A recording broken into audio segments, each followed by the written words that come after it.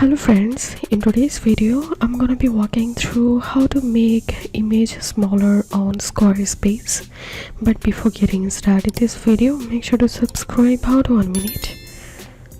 So right now I'm going to make smaller this image, so I'm clicking on edit and now simply select the image that you want to make small, and here we can see a little icon showing up here, and now you can drag to make smaller your image horizontally. And if you want to make smaller your image from vertical, then go down, and here you will get this vertical line here, so click and drag your image to make it smaller.